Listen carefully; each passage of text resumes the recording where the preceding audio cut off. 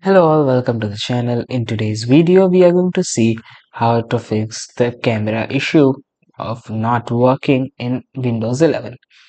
First, you need to go to the search option where you have to go to the device manager, click on device manager, and then you have to go to this cameras option, expand it, and you can see your inbuilt camera here.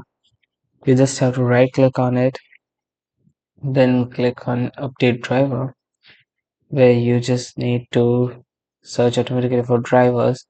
After doing that, you will solve the issue.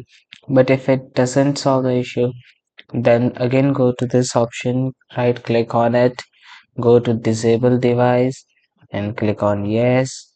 Then again go to the do the right click and enable the device. After doing that, check if the issue is solved or not. If it is still not solved, then you need to do right click and click on uninstall device.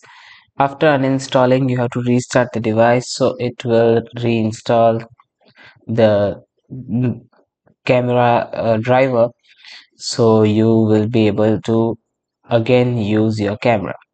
So I hope this video was useful for you, and if it was, then make sure to like and share this video, and do not forget to subscribe to our channel. Thanks for watching.